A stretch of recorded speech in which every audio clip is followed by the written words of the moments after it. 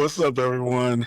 This is the Still Loading podcast with Cayne and Ace. I am Cayne, What's up, Ace? and we're just coming to you guys today to talk through some things that we always go through. We always go through our sports shit. We talk politics. We talk relationships. We talk fun things, and it's just overall what's in the now. So we want to get into a couple things, and I honestly, after hearing this fool just said, he put me on the wrong track immediately. So good job on that, Ace. Good I, job. I You got got you, me off Kane. my you got me off my toes. I got you, Kane. Yo, man. It was crazy. Like this weekend, I was just thinking, like, I really haven't done much, man. I just was kind of like hanging around. Of course, I went to the gym again, and it's starting to break a little bit. Weather's starting to break, but it was cold, man. It was like 40 Cold? degrees here. In fact, we got some slush on the ground. It actually I snowed a love little the bit. cold. Me too, man. Honestly, I love it. Like this is my favorite time. Of course, we talked about that before, but just really being able to enjoy this last couple of weeks before the winter goes out, it's been nice. So I'm just loving it. People they're mad because it's confusing. It's like, oh, like why is the weather not breaking yet? I want to put on my sundress. I want to put on my jeans, my shorts, and it's like, no, like, I want to put my hoodie on. I want to put my coat on. I love a So hoodie. Man, I love a good hoodie. Like, yeah, man. that type of season is the best, especially for working out, too. When you're done working out, you all steamed up, you all ready to go. You go outside. Oh, that cold weather just hitting you just right. It's equaling you out. You're not Yeah. sweating. You're just now getting to that equal zone. Yep. Okay, I'm good. Yep. It's the You're best, not man. freezing yet. Yeah. How was your weekend, man? Weekend was good. Weekend was good. Still getting over this cold. It's kicking my butt. So that's been hitting me this weekend. But I went to the mall, did a little bit of shopping, got some clothes, pick up some good shirts along the way. Oh, yeah. And yeah, it was a pretty chill weekend. While I was shopping, I noticed something and it kind of blew me away. There was this dude walking with, I'm assuming his girlfriend, right? Like, I'm assuming.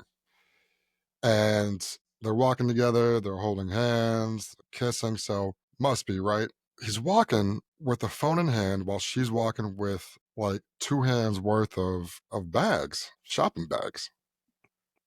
And I'm like, ain't no way my man's is over here having her Sherpa for him. Like, it was wild. And mind you, he's a little scrawny. She looked obviously a little more set, respectfully.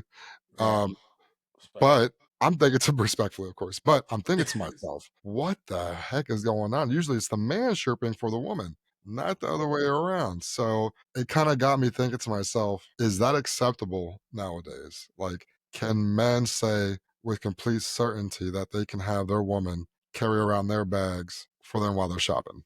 I Like, got a how do question you for you. feel about that? How old was this couple? How old were Oh they both? man, they were like, I'm gonna say our age, around our age. Yeah, Yeah. really? That's surprising. I don't know, man. I think it's still the man's responsibility to carry the heavy bags, right? Like yes. Do I think that we can both carry some bags, especially if you were, in Victoria's Secret, all these other stores, Bed Bath and Body Works. Yeah. Yeah, you might have a bag or two to carry from there. Yeah, sure. But if they're like really heavy bags that, of course, hurt your hands after a while, or they're just too heavy of a load, that's for me to take.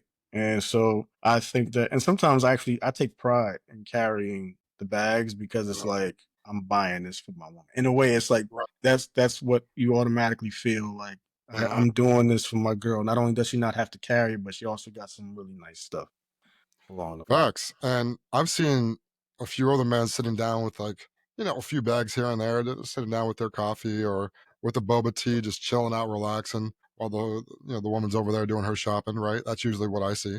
But it was just so weird seeing the opposite. And I thought to myself, where the heck am I? Like, this is so weird. I'm just not used to that. And I Yeah. figured, so I started watching them and I'm following them. I'm like, okay, let's see what this is about. And he's going inside. She's doing some shopping. He held the bag a few times when she was trying on some clothes, but then she got back to holding the bags again when they left. And I'm just puzzled by this whole thing, man. I don't know. That is a little shocking, man. Like, Hmm. it just makes you think about like just like chivalry as a whole, right? Right. Because I think, and I've heard a lot of people say these days, like, oh, you want to make as much as me, then you shouldn't expect me to do the same things. And I don't believe that. I think that there's still a place for a man, there's still a place for a woman, right? I Right. believe that if you're walking, into a restaurant, you open that door. And that was something I kind of had to learn. Like it was something that I did sporadically, but some women I had been with, they don't have a problem opening their own door. Right. But then there are some women who are like, I'm not touching any doors, and Respect. I yeah, I can respect that. Like, everybody has their standards. So it just pushed me to make sure I'm always that person grabbing the door. Like I'm Mhm. always that person. Even when we get in the car. Do I do it every time? No. But if we're Right. going to the car, we're going out on a date, I'm gonna open the door for you. I'm gonna make sure you get inside okay, and Mhm. close the door, and just be like real chivalrous. And I think we still need to maintain that. I think there's still a Right. level of boundary. What do you think? Well, my cousin's like that. She's like, I don't open the door at all when I'm with my husband. He has to come out of the car, walk around, open my door for me. I will stay in that car until he opens it. And she was like, one time we went to the Target and he didn't open the door for me, and I stayed my butt right in the passenger seat. And I'm like, you're proving a point. She's like, yeah, absolutely. I do not open my own door. So some people have that, right? And that's established early on, not like later on in life. Like, I'm going to start doing this, right? Like, I saw someone else do it. Now I want to do it. No, no, no. Right.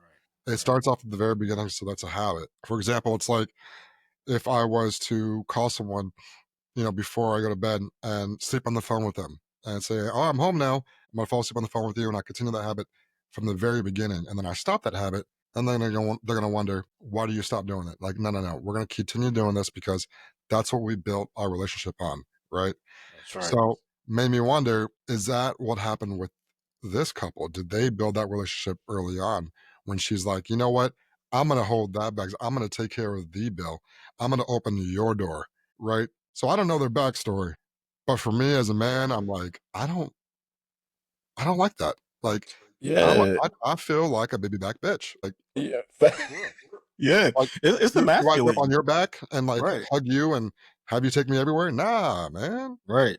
The I hell? agree with that. It's emasculating. To me, there's Yeah. certain things that a woman should never do. Like we talked about before, taking out the garbage, things like that. Uh-huh. Moving heavy things. No, like that's not your role. That's mine. Because I would feel horrible if you injured yourself or you Uh-huh. were doing something you weren't supposed to do. I remember actually seeing a video one time of, a woman was outside shoveling snow, right? And the husband just so happened to see her doing it, and he was like, "Babe, what are you doing? You don't need to do this." And she was like, "No, I actually enjoy doing it. I want to do it." And he just kept saying, "No, you go inside. You just stay warm inside in the house, and I'll do it."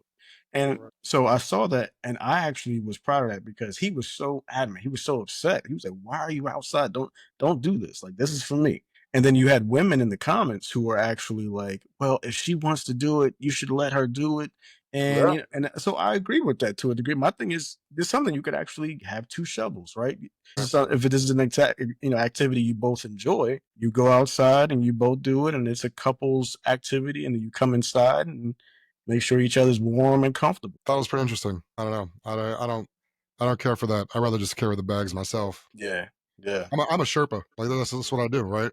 I'm a Sherpa. I'm gonna hold the bags. I'm gonna hold down the fort. Make sure no one's gonna steal it. Imagine some dude coming over, right? To see that easy opportunity, snatch up. Nah, I'm that's gonna right. run him down. That's right. Give I'm me back here. that bag. Give I'm me that. here. Give me that.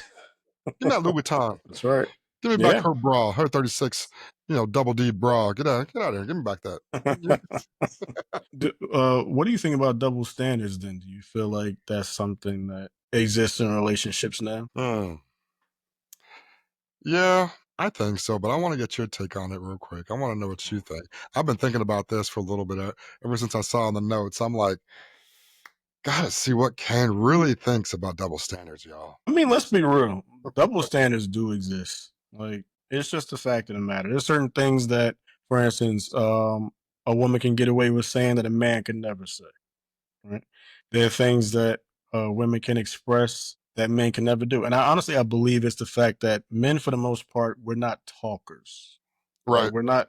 We're not arguers, and so a lot of times I feel like in the heat of an argument, a woman can say things to a man because she knows that words tend to hurt him more than anything else. Like hurting a Right. man's pride is the most aggressive thing you can do as a woman. Like, because of course physically there might not be a match, but you know, by word of mouth, by something you might say, Uh-huh. that could completely take a man down a couple of notches. I mean, same with men, with women when it talks about their body parts, right? Yeah, yeah, Like, yeah, girl, you know your chip toe is always showing. It's like people see that and they're like, yeah. You talk about my chip toe, you know that's sensitive. You Right. know I can't help it. It forms that way. It doesn't form correct.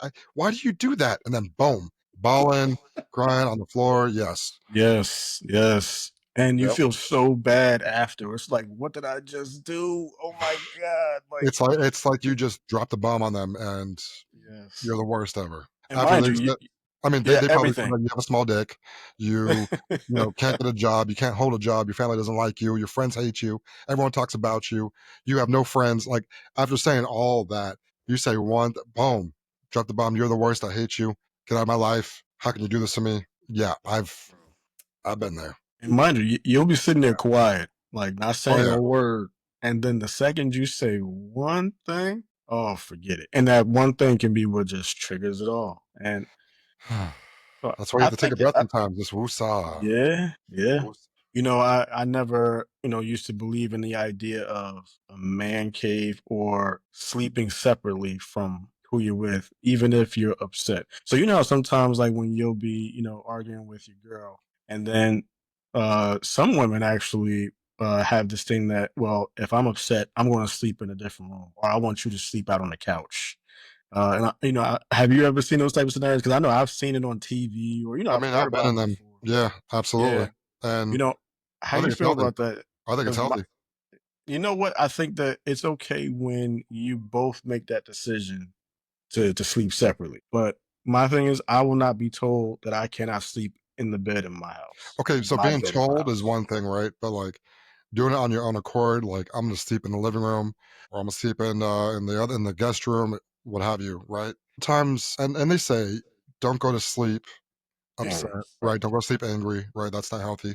But I think that if you cannot escape that feeling and you need to just get away and separate yourself from that emotion, go to the living room, go to the bathroom. Like, do what you got to do, lock yourself, just de-stress, meditate, be better the next day, right? And most times, and we talked about it in our past episodes, that when you're leaving all of the frustration and anger to come out at the very end when you're about to go to bed, that only prolongs the frustration, and that falls into the next day and then the next day and then the next day, and you're gonna have this vicious cycle. So for me, when I get in an argument, I like to separate myself and, like, go for a walk and, I don't know, go grab a drink, or go play Pokemon Go for a little bit, right? Like, little things that kind of get me going to where I'm like, out of mind, out of sight, thinking about something else completely different, and coming back with a fresher attitude. Yeah, I think that's good. Like, what they say, never go to bed or never let the sun set with you in a provoked state, right? With you Where's that upset. from? Sun Tzu, The Art of War. Uh, yeah, and actually some part of Psalms too, like in the Bible. So yeah, I'm an All old right. Bible guy. But at the end of the day, it's basically just saying like, listen, if you have an argument, don't let it fester because if you sleep on it, it doesn't go away. You wake up angry, and now your whole morning is messed up, and it's just you never really feel quite good. So it's Yeah. best if you can at least address it. You might not be, hunky dory. You might not be happy with the person, but at least you've had a conversation and you could say now, okay, even though we've discussed it, I'll give you your space. I'll go sleep downstairs or I'll go into the game room, whatever it might be. Yeah. You can have that level of freedom. I think if I'm going to argue, another healthier and pleasurable way of arguing is just use your lips for something else, right? I'd rather just put my lips between the thighs and just let it do the talking, man. Like, that's another way to let it just kind of ride out, and then you're both in good Yeah. attitudes and go to sleep fine, right? Yeah. Yeah. Sex, Listen. solves Or, with, situations. that's right. Or with some women, you just take a cheeseburger and some fries and just put it right in their mouth. Or some sushi Oh, as they talk, sushi, my Yeah. love, my love, Bro, that's a and then I'll have huge her thing for for me. dessert. Sushi. Yeah, I think that's important. You have to know your mate. You got to know the person you're with. As long as you know them, you can pretty much say, okay, I know when she gets upset, this is what she needs. This is what makes her feel better, and vice versa too. Like, it should be something where they know what to do for us when we're feeling a certain type of way. of course, for the most part, we are the stronger ones. We're supposed to be more facilitating in that, and we just get over it for the most. Sometimes just talking about it with your friends is also a good thing too. I don't like to air out my dirty laundry to like people. I hate that. But there are like a few selected friends I can count on one hand that I will call and just kind of talk about it, not too much in detail, but getting their take on it and saying, hey, you know what, you are an asshole, or yeah, the other person's probably in the wrong, or you both are just stupid for arguing over something that you shouldn't have argued over in the first place, right? Um, and I remember one time my ex called her friend and she got great advice from her friend and came back. We both hashed it out. And I was like, wow, she is a new person. Like, I You love know her, what? right? You And brought up an excellent point. Yeah. it turns out that it started another argument, just a little one, because she was like, yeah, my friend Todd, or I think it was Todd or Taylor, I can't remember his name, some stupid name. And I say stupid. I say stupid just because she was talking to this dude, and yeah, they have history. Yeah. So I was like, yeah, I talked to him about it, and he gave me this great advice, and I'm like, who the hell is Todd? Like, who is this dude? Well, yeah. I never told you about him. Like, yo, Right. pause. Yeah. What's your take on a woman being in a relationship with, or even just talking to, right? Like, you're not in a for sure relationship yet, but you're just talking to them, having guy friends. Like, what's your take on that? For a long time, I couldn't see it because I had never been in relationships with anyone that was platonic. Either I had dealt with them before or I was interested in them in some way. But I can see now how it's possible to be in a platonic relationship with someone. Again, just for the longest time, I did not know that. Like one of my earliest relationships, longest lasting relationships, one of her best friends was a guy.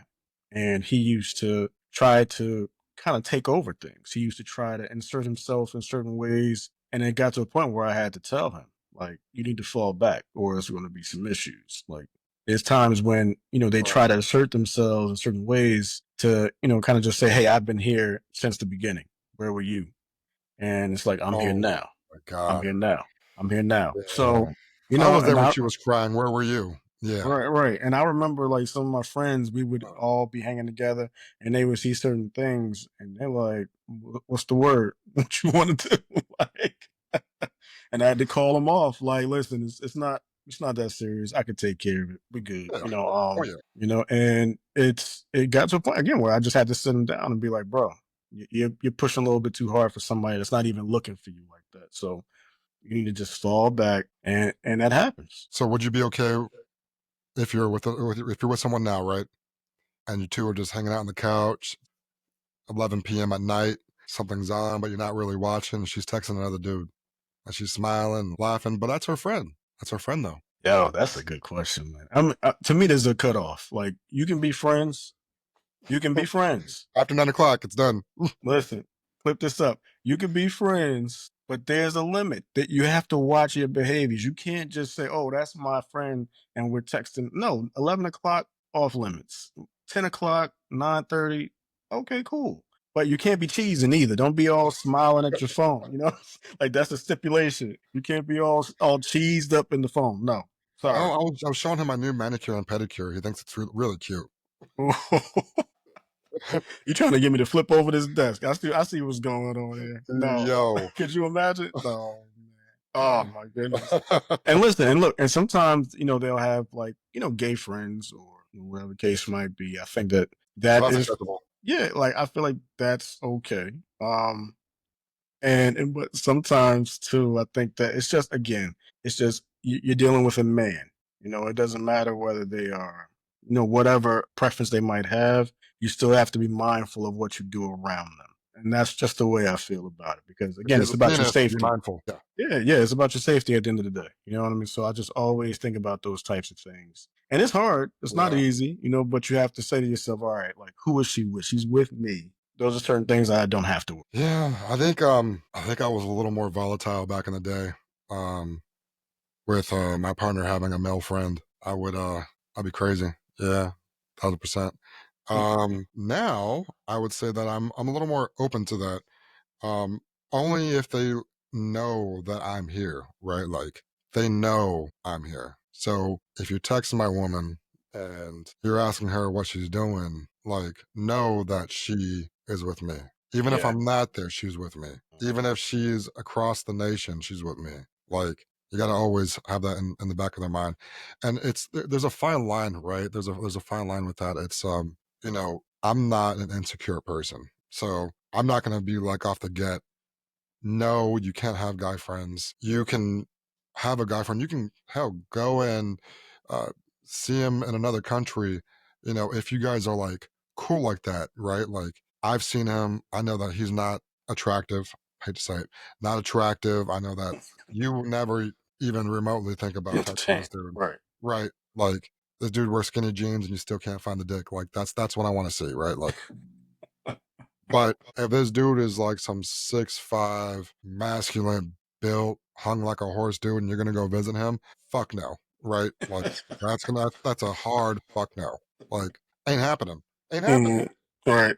Like, no, right? Am I crazy or am I crazy? Right? I Like, I'm mean, not insecure, but that's when my intuition comes into play, and it's like, yeah, I see it. Everything's aligning. You're gonna get pregnant. No, no. I think there's and you're right about that. I think appearance has a lot to do with it too. What do they look like?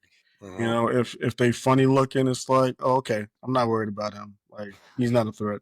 Or like you mentioned before, they're super short, or no dick game, whatever the case might be. Like, okay, whatever, I'm not worried about you, bro. Yep. Like, but at the same time, I think it's like where do you draw the line with trust? You have to be able to feel like, okay, I could trust my woman, but at the same time too, you have to think about, again, like we talked about, safety. What if that guy at any point in time is feeling froggy? He's feeling, a certain type of way, You guys go for and drinks. yeah, he has a couple of drinks. Yes, We have a and time his difference. Yeah. yeah, like his mind, he's not thinking right, and he wants what he wants, and it's like, okay, to me, I feel like there's certain positions you should not put yourself in. Especially doggy with someone else. Yeah, that's probably the main one, I think. Yeah, Yeah. that's yeah, I was like, you're But you had mentioned something before about like friends giving sound advice, right? Like I think it's always good when you have friends who are not just talking out their ass, or,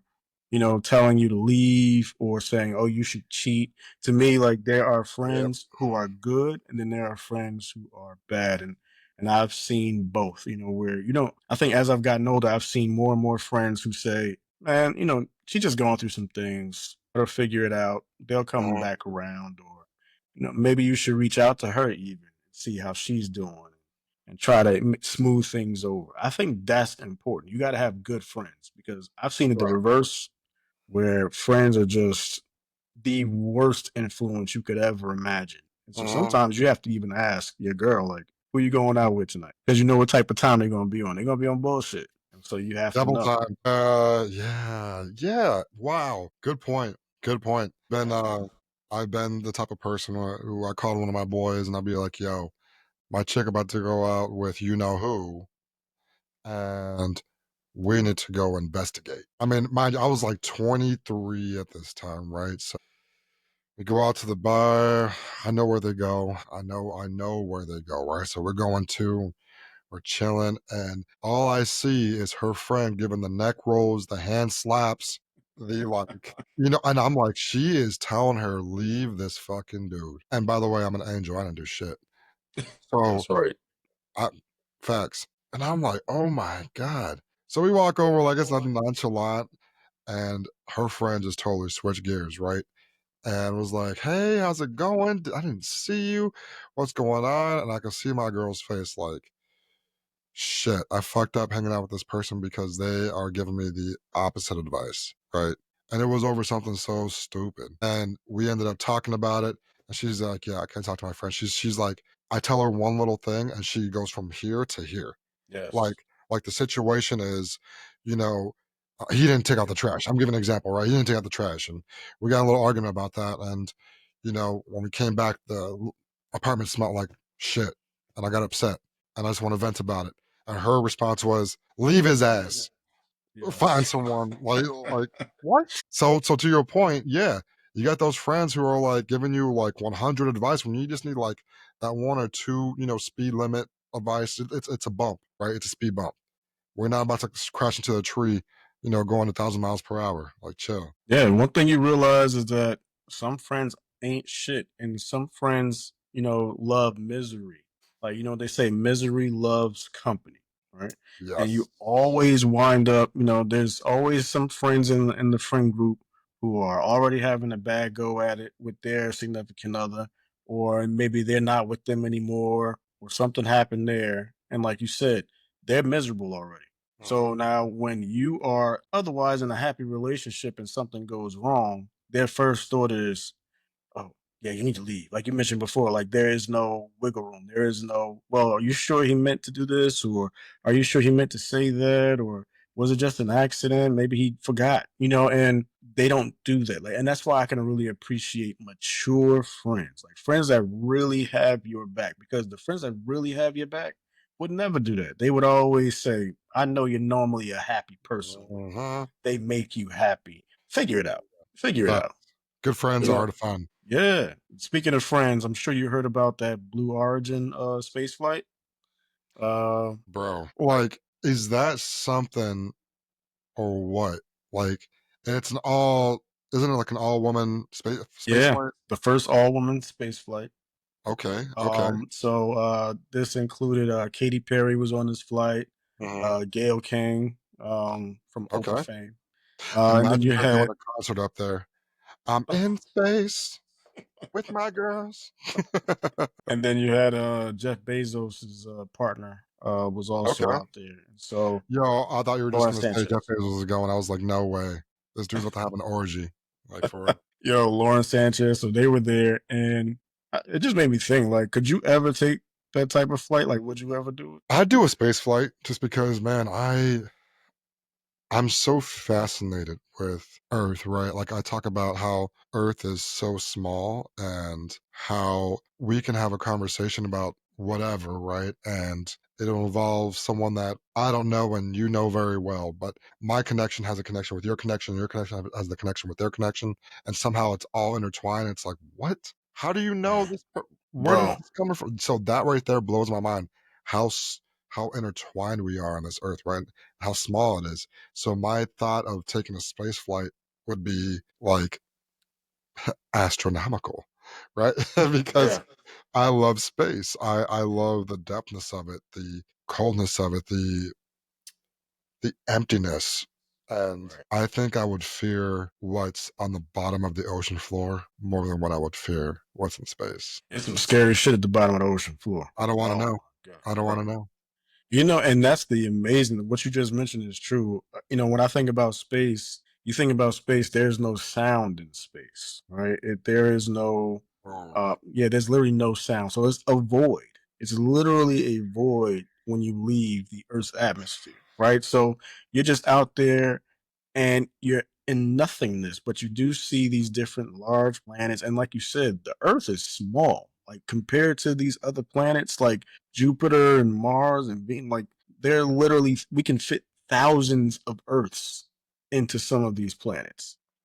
there's no And laws out there, man. There's no yeah, laws. There's no I mean, a lot when you talk about laws of like physics, right? Like we think we know everything here. And I'm right, saying right, that because we talk about all the things that happen on this earth. We make it up, right? All these things are made up by our minds, not by some, higher being that came down and was like, here you go, learn from right. this pamphlet. Like there's nothing like that, right? So that we know of, right? And so my thing is like going out there, just even on the edge, rimming the earth.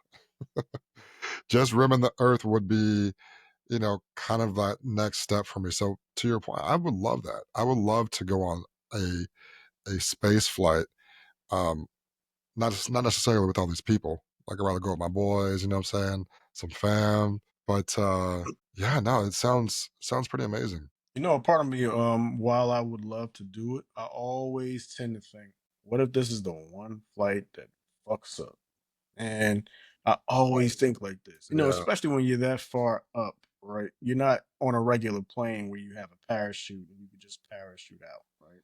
Like you have to think about, okay, what are the concerns if things don't go right? And of course, I'm sure they have countermeasures for things like that. But It's just this is completely avoidable, and I'm putting myself into this position, to just deal with something that I've never seen before. And I mean, to that point, right? Like you're so right. We have all these issues that are happening on Earth as it is, such as this incident that happened not even a week ago with the helicopter, right? oh And in yeah, New York. Like, rest in peace to those people, man. I mean, I think it was a total of what, 7 people. Um, it's super, super sad. Actually, I think it was 6. Sorry. Um, and it's absolutely wild when you see a helicopter with the propeller coming off the helicopter and just free falling. It makes you think, and to your point, what if something goes wrong with something that's further up, close to space, no sound? I mean, any little thing could go wrong and you're just like floating endlessly in space. No one's gonna come rescue you. There's no life jacket, there's no nothing that can bring you back. And if you manage to come back by a slingshot of whatever back to Earth, you're dead right, because now you're getting burned up in the atmosphere and right. but That's nothing's right. left, right? So Yeah, like it's yeah. crazy. It's crazy. Space is so unforgiving. Like that's the one thing about space is once you are out there and you're stuck, there is no opportunity for you. Literally, you freeze out in space if you don't have the right equipment on. That's one. Yep. So it's literally, as soon as you step outside the atmosphere, you're frozen stiff unless you have the apparatus to keep you. And then the blindness of the sun. So like the sun is so bright. Uh, they say like like you can literally go blind with your eyes closed. Yep. Like, it's that bright. And so when you just think about things like the atmosphere itself really keeps the sun's brightness and the heat at bay. So we can Mhm. look up in the vicinity of the sun and it still not feel like we're going by, even though we're not advised to do it. But it's still somewhat easier to do that. But the second you step outside the atmosphere, it's literally blinding instantly. And so there are certain things that, like space is just not forgiving at all. And it made me think about, like you mentioned before, like that flight, that helicopter flight, innocent things you're doing. You're out with your family, you're out going to take a trip somewhere and enjoy the sights and just soak up a vacation. And something like that For can their birthday. happen to anyone. Yep. Yeah. For their son's birthday. It's wild. Yeah. Something like that can happen. But when you think about space, I was thinking about that movie Interstellar. You ever saw that before? One of my favorite movies. One of Bro. my favorite movies. Uh. Awesome movie, man. And I was just thinking about, in that movie, there was a part of the movie where he goes back in time and he's able to From the black see, hole. Yep. yes, he's able to see, I think it was his daughter or something like Yep. that, right? Uh, And it just made me think in my mind, man, what if that were possible? Like, what if we somehow slipped through a wormhole and we had the ability to speak to our younger selves? What would you tell your younger self? And you only had 7 words to do. 7 Oh, that's right, because he had very limited things to do, right? You can't completely express 7 words. One would be family. I think time with family. So that's 3 words, right? Time with family would be one. So that's 3 words.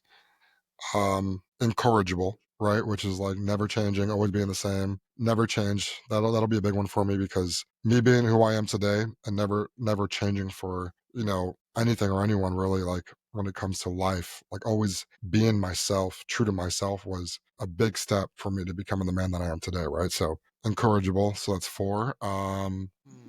3 more. It would probably be save.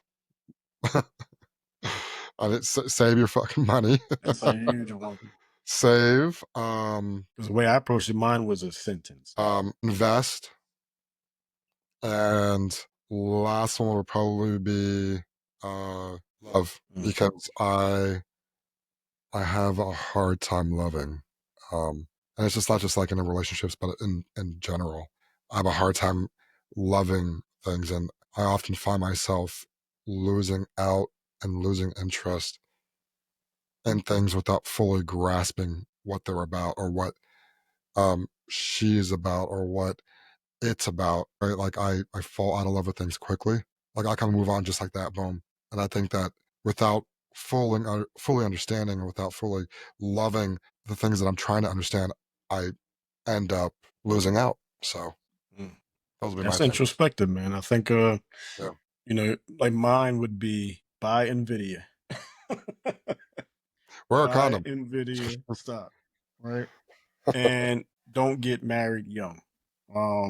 That to me, because there are very few opportunities you get in life, and the decisions you make when you are young literally determine everything that happens with the course of your life. Exactly. Um, and making decisions like who you decide is your first mate, right? Who you decide is the mother of your children. Who you decide, where you decide to work, what career you decide for yourself. All those decisions we're making in our 20s. And if you think about it, those are the years when we know the least, but yet those are the years where we make the biggest decisions. And I think it's very important to be able to say to ourselves and really have somebody who is pushing us. Because I know when I was, a teen, I was 17, 18 years old. I didn't want anybody to tell me what I should do. I knew I would figure it out. I had a cousin who said, Kane, before you get married, make sure you finish, going to college and finish, traveling the Yeah. world and finish doing all these things and then learn about yourself. And then you consider, getting married or you consider, getting into a long-term relationship and being with someone. I was just like, but we in love.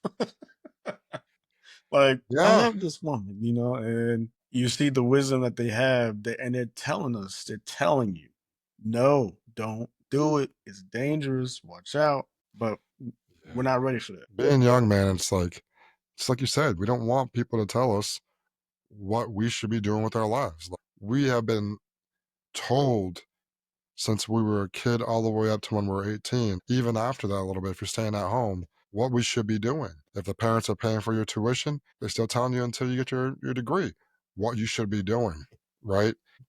When you feel like you have broken away from people telling you what you can and cannot do, which newsflash ain't ever going to happen. That's going to happen all the way up to the day that you die. Like, That's a fact. take these pills, don't take those pills, don't get up too fast, go to the bath. Like, there people are going to tell you that when you're very old and you're having people change your diapers, right? Like, if you get to that stage.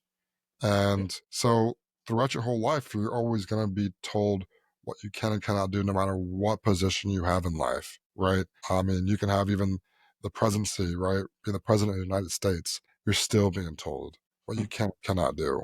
Um, Even kings were being told by, you know, their advisors what they can and cannot do because it will ultimately lead to their demise or them being overthrown, etc. Right? So to your point, yeah, man, like it's tough being a kid and being like, hey, you know what? I have my own power. I have my own wisdom. I have done all the things that I was told to do. It's my turn to take a hold of my life and tell me what I should be doing. I agree. And I think a lot of kids, especially, when they were our age, coming up when we did, um marriage was a type of freedom, right? When you move out the house, it's Oh it's yeah. like I'm free of, like you mentioned before, that was a great point. Like you're being told all your life what to do, what you can and can't do, Yep. what you should and shouldn't do. And so it's like, now this is finally my time. This is finally, my spans into freedom, into adulthood, into independence, and there's nothing that can step in the middle of that. And so I think that, like you mentioned before, it's very important to really impress upon, especially younger people, like, nothing I'm saying is to stop you from having fun.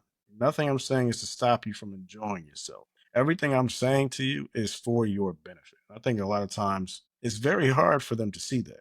It's not Oh, easy at all. And so I think that's a good point that you mentioned. It's just, you're coming from living this life all your life and you just want to bust out. Like, I'm out of here. This is 1000%.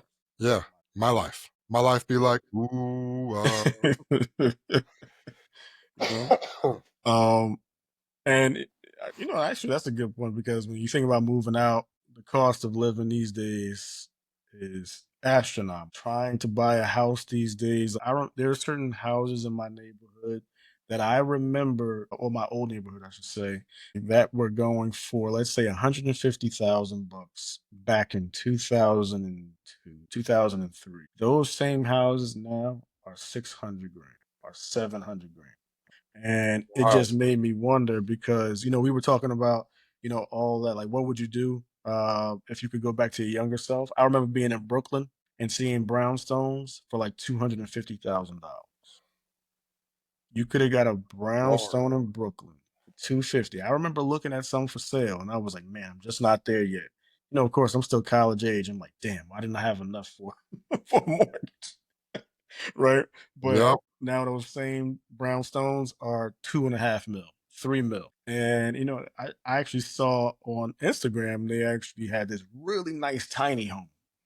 And it was a mobile home, a home on wheels, and I think I sent it to you, right? And this Oh, thing yeah. was piped out, like, I mean, top of the line, everything, bed, loft, bathroom, showers, Pretty dope. everything It's you pretty could dope. imagine. Yeah, and I had to ask myself, I was like, we've been taught so long to go for that American dream, buy that house, have the two-car garage, have the picket fence, all those things, the big backyard, Yep. and it's like I did that, but my thing is it necessary? Do you have to have that? What do you think? Oh, man, I'm kind of a nomad. Like, I enjoy traveling, I enjoy being spontaneous. I like to pick up and go with a backpack and a carry-on, that's my thing, right? Um, I don't think you necessarily need to have a house because there's so much that goes into it. If you want to change it up, it's going to cost you an arm and leg. If you have a planter against your house, and let's say a year later you want to change it up and take out the planter and maybe put down some pebbles or what have you. Now that planter has a mark against your house, and now you have to paint the whole house because that mark is going to have HOA come over and say, hey, you know what? That's not good. And you need to fix that up or we're going to slap you with whatever, right? So having a house comes with so much and it's going to cost you again an arm and a leg to change it up. If you have a tiny house, that can be beneficial. The downside is you can't have all the homies over, right? You can't host Right. parties, you can't do your thing. But I think on the flip side, you get a little peace of mind, you get some quiet time, you get time to yourself if that's what you enjoy. If you enjoy just being alone or with that one other person, yeah, like that sounds dope. But Yeah. I think having a house has its perks. Hosting, if you want to have a lot of children, you know what I'm saying? Like there's that. If you have your siblings over or you're hosting your boys or for the ladies out there, if you're hosting the girls, sounds dope. Sounds like a dope idea to have a house. For me, I don't care for a house. I can live in a little room and just vibe out. I would think it's the coolest shit ever. If I have someone over, she'll probably think it's the dumbest shit ever, and then I have to kick her out. So, like, you don't like it? Boom, get out of here. Mhm. Right? I have to say, for me, owning a home, that was one of my proudest moments. Like when I signed and I closed on my house, I have to say, man, like that feeling was just like, wow, I can't believe I did it. And, from finding the home, going out with a realtor, looking at different places, and then seeing that one place you go to and you're like, this is the one. And then honestly, like looking at other places before then and putting in an offer and somebody snatched it up, from you, or somebody made a bid and the homeowner took it, seeing that and experiencing that, and then actually finding the place that was meant to be for you, and then signing, and then actually moving into that house. And then I'll never forget on the day I bought my house, I picked the kids up from school and they were just playing in the backyard or rolling down the hill and, just doing all these things. And it was just like, wow, I never got to experience this as a kid, because I was honestly the first home, actually second homeowner in my family, my older sister. But for me, it was just that pride of ownership, like pride of knowing that this is mine.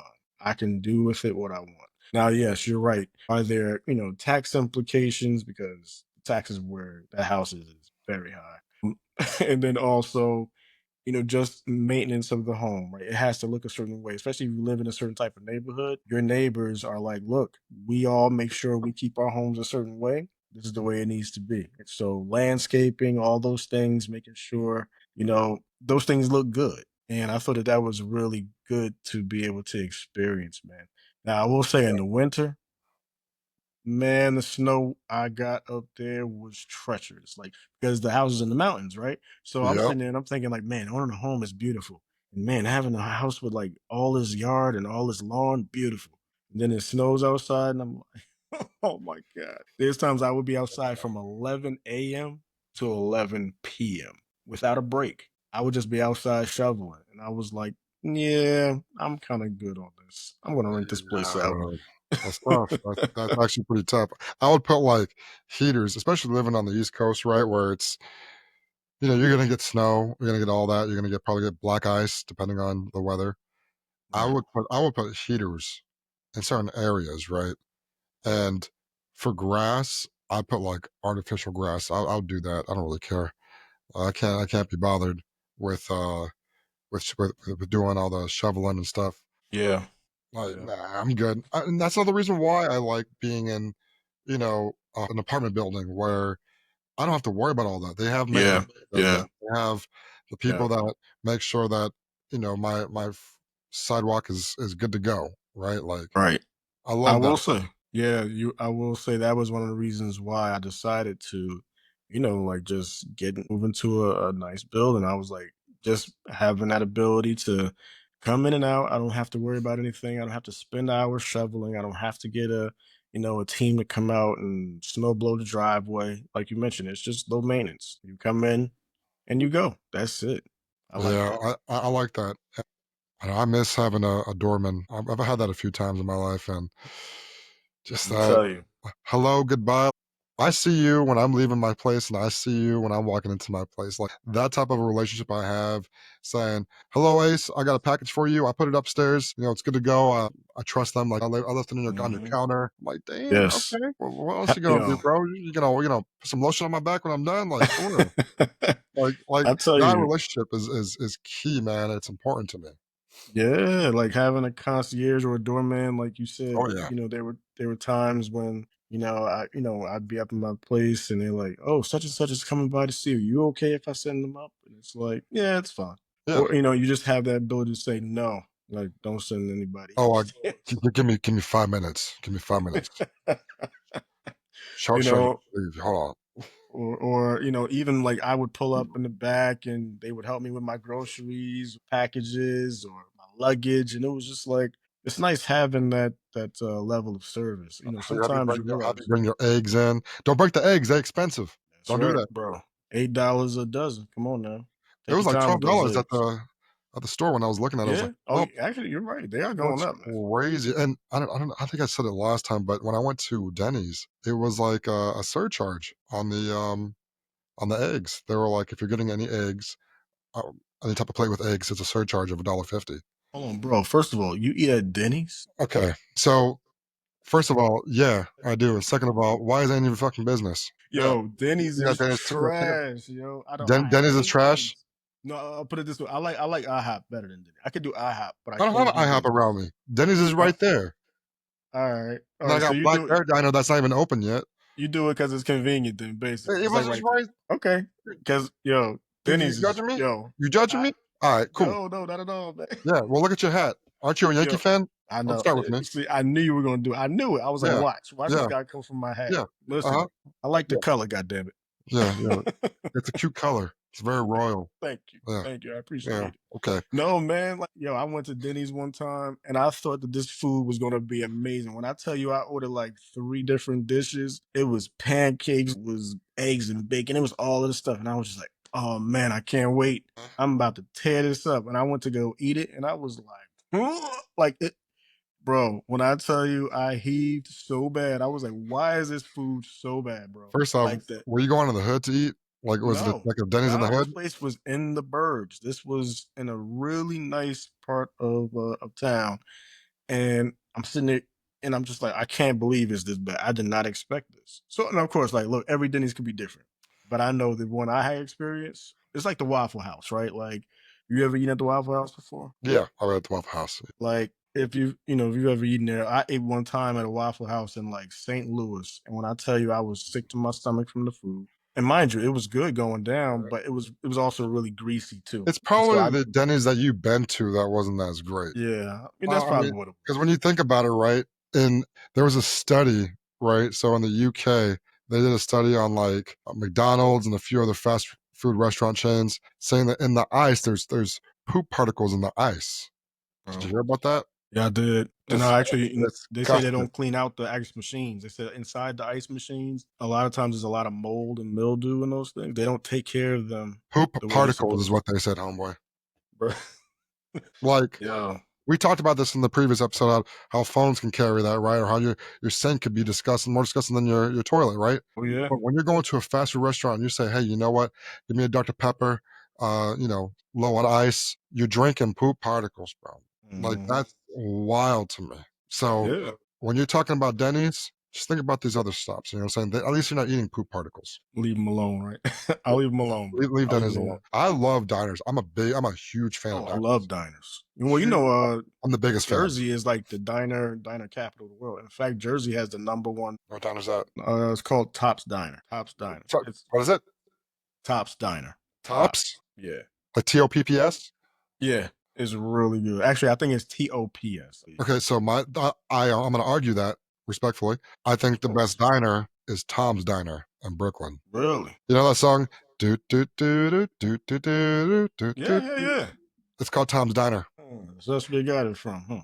She went in there and she was, I was waiting for the, yeah, I'm telling you, like, what, but I will say the owner, before he passed away, he is a huge creep. Huge creep. Really? Huge creep. Yeah. So I'll go to the one in Brooklyn because I was living over in Crown Heights, and I'll go to the Tom's Diner. So chill. If there's a line, they'll give you like coffee online. They'll give you bacon. They'll give you orange slices. It's dope. I was there with the lady I was talking to, and the owner will come up, and he knew me. I'll go there, almost every morning before I go to work, and I'll get me a steak and eggs. I was very routine, very regiment with that, right? And he knew me.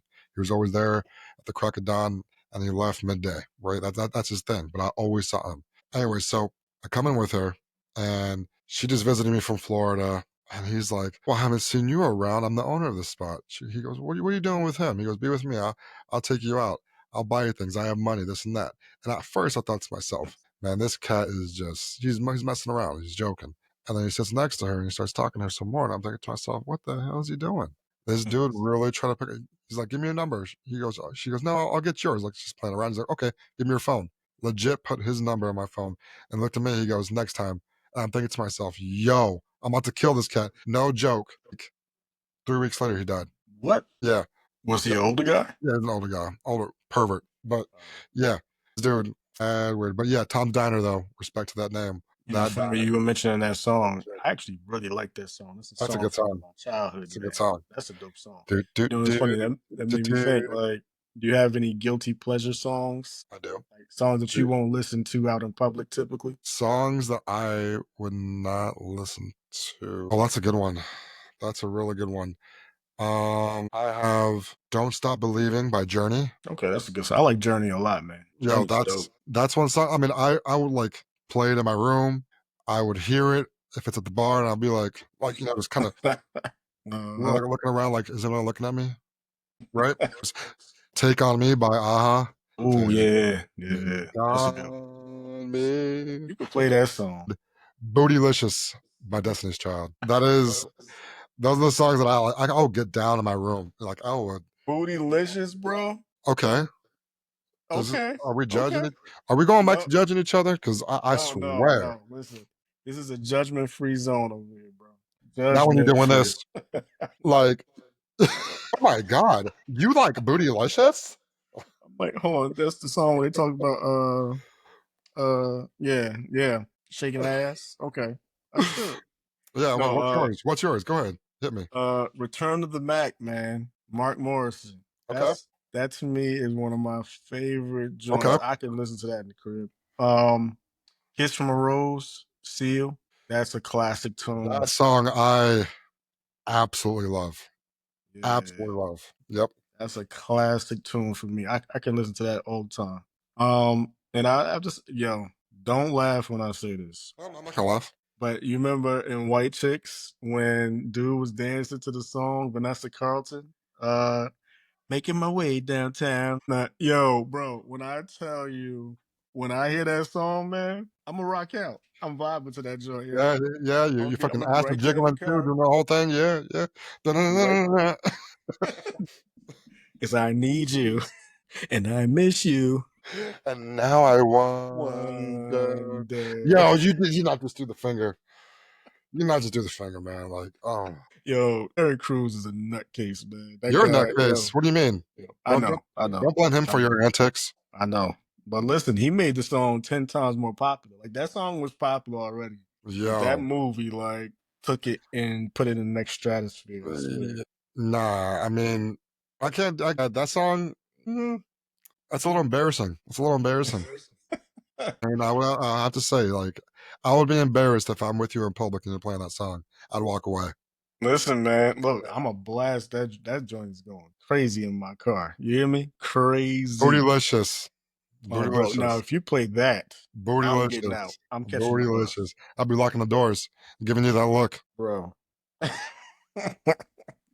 This dude said bootylicious. Yo, you Oh, wild, facts. man. I'm wild. Unless Yeah, I am. I'm a wild you're a child. wild boy. You're a wild boy. Yo, that made me think about Usher, man. So, um, Oh, I know he was in he was I can't remember where he was, but I know Usher, he does his thing in the crowd, man. He had the residency for a long span of time. And honestly, it was an event to go to that show. And honestly, I'm mad I missed it. I did want to go to the Usher concert. But what do you think about his shows? I know he had done, and he's always getting into antics. Like people are always breaking up with their significant others because of stuff that they did with Usher on stage. Like Usher really be breaking up happy homes. That guy, he's a menace. He is a menace. I mean, dude, it's disturbing when he's feeding these cherries to these women. Mind you, I'm looking at this clip where his security detail is looking at him with disgust, like, what are you doing? As Usher is like sticking his tongue out and doing all the things like, oh, yeah, you're gonna eat that? And I'm like, oh my God. Is this like, has he fallen off? Right? Do you feel like he's Never. fallen off at all? Never, never. Let me tell Yeah, you, never. Usher. Nah, yo, I'll be real. Like Usher is that guy, man. Like real talk. Now, are those antics that he pulls on stage off-putting? Yes, absolutely. But I mean, to some, right? Like for instance, Uh I huh. know, like one, if my girl ever goes to a Usher concert, there's ground rules. All right. Uh-huh. There's certain things that you will not do if you go to a Usher show because you represent me. And if they see you on stage or they see you in the crowd or on a jumbotron doing something with Usher, we're gonna have a problem because now you're making me look pretty. But look, all he's doing is putting on a show, and we see who's coming to his shows, nothing but women. Like it is full of women, young and middle aged alike. Like everybody loves this guy. I hate that shit. That's disgusting. Like, Yo, I think it's disturbing. I don't know. It's off putting to me seeing a grown ass, what is he, like 60? Like a hell, what? old ass boy, Usher is nowhere near that, bro. old ass What boy are you out here talking fucking about? feeding cherries to ladies, getting Nah, man. Usher's the man, yo. Leave getting Usher his alone, kicks bro. in that. Okay. I'm riding for Usher. Have you ever listened to any of his albums before? His what album? Have you ever listened to his Confessions album? Probably a few songs from it, not the whole thing. You owe yourself the responsibility and the favor to listen to that album. I guarantee you listen to that album as a grown man today, you will see him in a whole different light, bro. Like I don't want to because see no grown ass dude in a different light. I'm telling you, trust What me when I the tell you. hell? What am I doing? Want to fucking eat a cherry from his hands after that? No, come on, man. Look, that's just antics, man. And look, and at the end of the day, like he knows Yo, he knows what he's doing though. He knows that it stirs up controversy. So he's one of those guys. Like you didn't see the Super Bowl performance that he did like 2 years ago. Like I he did. killed that shit. Yeah, Yeah, like yeah. he's a dope performer, and he's doing what gets word out there. He knows what he's doing. It's not. Mhm. He's not attracted. I mean, he's doing what he's got to do to sell these tickets, get women to come to his shows, and Yeah. they're flocking in droves. Man, they're going to see him. Yeah, I mean, he's doing his thing. I mean, I'm not trying to hate on the dude. Like, do your damn Yeah. thing. But as a man seeing, I'm like, I don't think I like that. I mean, if I was a female, I'd be like, damn, I want a cherry, right? Like, I've heard females say that already. One of my girls, she was like, man, I would eat a fucking cherry from his lips, from his. I'm like, yo, I don't want to hear these things. Like, so many things I don't want to hear. Like from his toes, it's like, what? If he's feeding me cherries from his toes, I'll eat it. I'm like, yo, you're disgusting. Bro, Like, and I don't know. that's I don't know, but that's honestly one of those things that's a double standard. Like Like we Mm. kind of talk. I think we talked about this before, but Oh basically, yeah. when your girl will tell you what she would do to another man or whatever the case might be, it's like, Yeah. all right, now you're Yeah. doing too much. You ain't got to do all of that. Uh-huh. Like because I know full well if I was to be like, oh man, that damn such and such, whoever it might be, and a damn Amaze or Nope. Halle Berry, right? Like anybody like that, it's like, oh, so you like them? Oh, so that's what you find attractive, right? It's gonna be that. So I just leave it alone. I don't even touch it. I'm like, My I blood don't even sugar think she. would probably shoot up and up and up and up. Like my Mhm. pressure would just freaking go through the roof. Ah man, Yep. like my health. When I hear things like that, right? It's like, what does that do to a person's health, right? Like if my woman's going out there, my chest start to hurt, my back's gonna ache, I'm gonna get a headache. You hear like, I'm coming for you. I'm coming Right. for you. I'll be there. I'll be there. Sanford and Son. Yep. Yep. Oh man, what was her name too? But yeah, you're right. And speaking of health and heart attacks, Trump just had his physical. You did? Yeah, he just got his health report released. So check this out. This is the summary. So they give a breakdown of all the things they test with the president, right? Uh-huh. So in the summary, the physician said President Trump remains in excellent health, exhibiting robust cardiac, pulmonary, neurological, and general physical function. His active lifestyle it continues to contribute significantly to his well-being. President Trump's days include participation in multiple meetings, public appearances, press availability, and frequent victories in golf events. Now, when I read that, see, this is my issue. Bullshit. I call BS. You ever play that game? Yeah. Yeah, oh yeah, hell yeah. I'm like, Cap, BS. Cap, listen, Yep. first of all, you're going to, why is it necessary to bring up his victories on the golf course? Like, what matter does that have in the public record? Who talks about stuff like his Yep. ego is so massive and just unnecessary? You feel like that's what you need to bring up in your health report? Did he say he can beat Obama in golf? He Yeah. did. Yeah. He did. He thinks he could beat Tiger Woods in golf. Like this guy is, come on, like. I mean, hey man, he got them strokes. But interestingly, another thing that I saw in there was that it says that all recommended vaccinations are current, including travel related immunizations. Hmm. So, what that really said to me was a majority of your supporters are anti vax. And in fact, we see what happened with RFK, in Texas. He basically said, but he just created so much illusion of issues with vaccines that, these anti vaxxers, they're stopping their kids from getting the measles vaccine and now it's up to almost 700 cases. And the Oh, second child just died from it. And this is something that is so preventable. And yet, when you have all this false information out there about vaccines and what they could possibly cause, even though none of it is true, everything has been debunked. But there are people who just believe this adamantly and they're losing family members. that is really sad. And I hear you on that, right?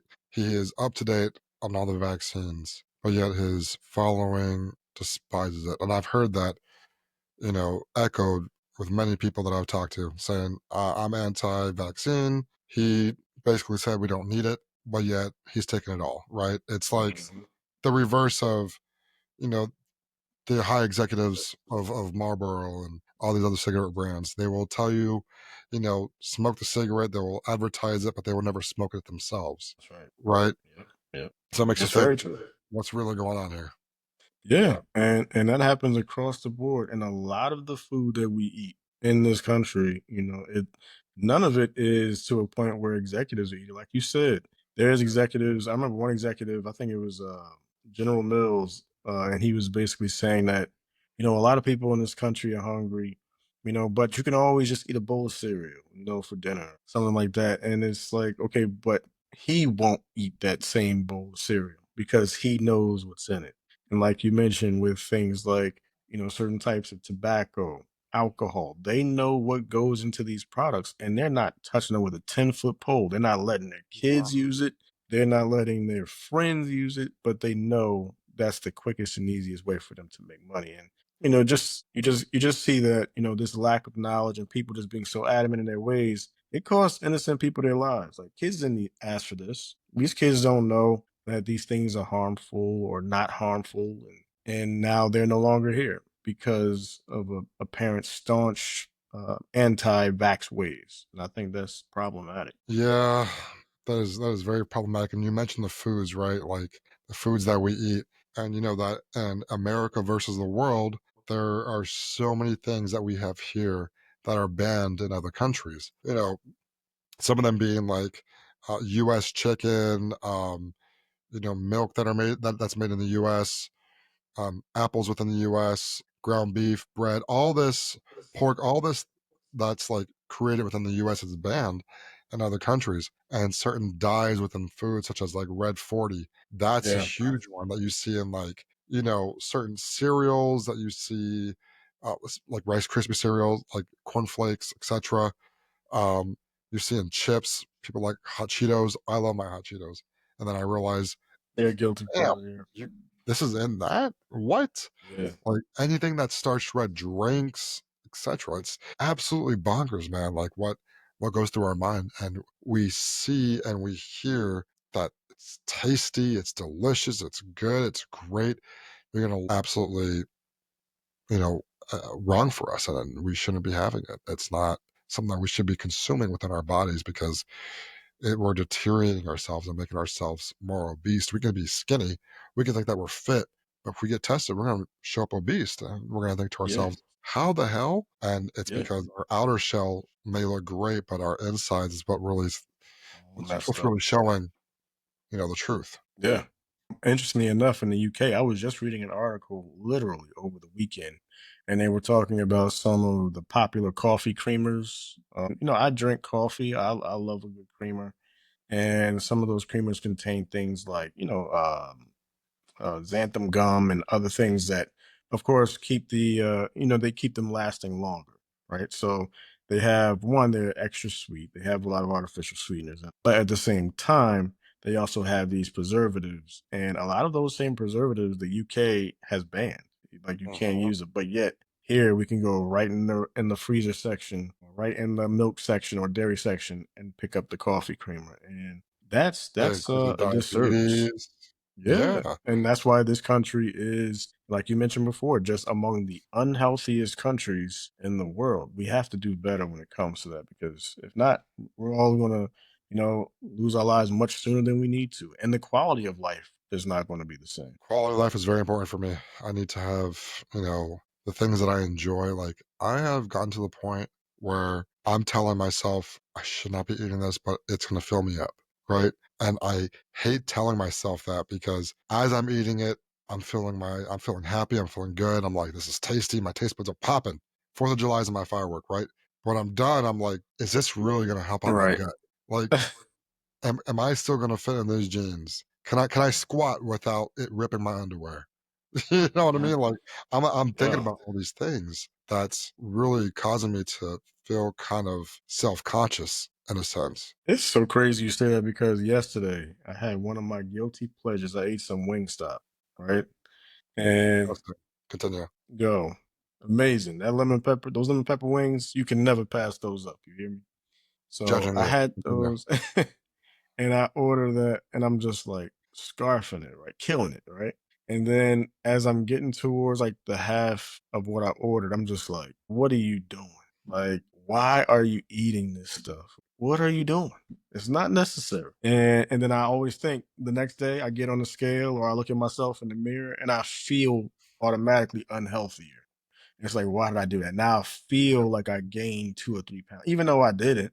But in my mind, it's just like that guilt, that bad conscience. Now it's like, damn, like I shouldn't have eaten that. I didn't even have It to eat weighs down on you, that. literally. Exactly. It does. And people don't see that. Like you stressing can weigh down on you. It can cause you to look fatter, look less healthier, look less pleasurable to your own self, right? It's not even about everybody else, it's about yourself. And before I get into this, Epic Wings is better than Wingstop. But What's it called?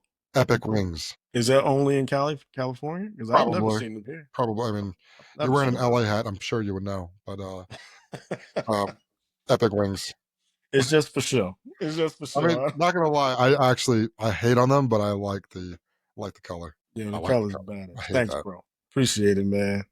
Appreciate it. But yeah, no, yeah, I mean, I would eat things and halfway in, I'm like, damn, I shouldn't be eating this, but you know what? I already started. Got to finish it. Yeah. Yeah. Right. Can't waste Like, the money. Right. no, dude, Yeah. you No, I hear can't you, at man. all. But I was watching the playoffs this weekend as I was eating some wings, right? And I saw Anthony Edwards play. Mhm. And he recently got suspended, right? Okay. So in the NBA, once you get like I believe it's 18 technical fouls, I believe that's the number. Don't quote me, but when you receive that many technical fouls, you're automatically suspended for a game. Oh, And so, yeah. yeah, so initially that almost knocked him out of the playoffs because, he wasn't going to be able to make that game. And so the team actually fought it, and the NBA actually said that they rescinded the actual technical foul and suspension. So it just made me wonder, why do you think that is? Because honestly, that game happened over the weekend, and the Wolves did win. They won over the Jazz, 116 to 105. And you have to wonder, if Edwards wasn't there, would they have made it to the playoffs? So this brings the question, like, who do the rules apply to? I think the rule applies to their pocket, right? Like, is this gonna create tension? Is this gonna, you know, be the topic of discussion over the playoffs? And I think seeing that, they're probably like, you know what? It's gonna fill our pockets. Anthony Edwards is a star. He's, if not one, if not the best player in the league right now. Yeah, He has a huge following. He has made waves on the internet with his athleticism, and his demeanor is very similar to MJ's. It's always being, compared. Them not being in the playoffs, would that create a strain in viewership and in, and dollar signs coming into the playoffs? And I think not having him there would cause a lot of stress and put the playoffs kind of in the shadow of them not making it because of the decision of taking him out I of the agree. game. I So agree. I think what they're probably going to do is add that to the following year, or possibly the playoffs, of him being suspended, right? Yeah, exactly right. At Um, least the team can make it into the playoffs. Because I could understand it to a degree. It's like, you've been practicing all year long. You've been playing hard all year long as a team. And because of one person, now this can affect us making the playoffs. I get that, 1,000%. And at the same time, too, it's like he needs to understand that there's certain things that he can and can't do while on the court. Like, and honestly, like, some technical fouls are not really technical foul. Like, you can literally yell at a ref, or just curse at a ref and say, "Yo, you made a dumb fucking decision," and they can tech you, for that. To me, it's all subjective to a degree. But like you said, the NBA knew, one, that's the cash cow. Anthony Edwards is taking over for Ja Morant. Remember, Ja Morant was the face of the league like 2 years ago. yep. Now, since he had all his shenanigans happen, they were like, okay, we Gun need a new charges. face. Yep. We need a new face. Anthony Edwards is that new face. And man, when I tell you he shot lights out, I think he shot like seven threes the other day. This dude, he had what, 40 something points in 3 quarters, bro. Like, what are you doing? You're you're a beast, and he's a star. I mean, Oh, he is. when you look at all the players in the league, he is the one that shines the most. He And is. I mean, there's a lot of great stars out there, but you got Stephen Castle, who is possibly going to be winning Rookie of the Year, who's over at the Spurs. He's doing really good. He played at UConn, especially with Victor Wembanyama out. He's going to be shining a lot more. But when it comes to, these current stars that have some years in the NBA and that's already proven with a track record what they can bring. He's proven it, over at the Olympics. He's proven it, day in and day out on the court. He's been in LeBron James' movie when it comes to, him acting a fool, and they're saying that his acting is actually him in real life, talking shit, Mm. egging them on, being a showboat. That's his aura. And I think that when you take that away, you're taking away a lot of people that are banking on him going into the league. Now we can get into a deeper rabbit hole and say, hey, you know what? It's for betters. Like, people are betting them to go into the league and winning the championship, because we've seen plenty of times Oh, they can afford yes. over and under, right? Yeah. Well, and it's interesting you mentioned that because it's literally games that happen now, and you can tell it's because of the betting, right? Like, who is betting? Where's all the money? That's how some of these refs are making some of their decisions. It just Mhm. makes you wonder, like, was online betting really good, for sports? And honestly, is it good for us as people? Because it creates a lot of problems. Gambling issues. Now you can just go right on your phone and place a bet. You don't have to go to a bookie anymore. You don't have to do any of that stuff. And Right.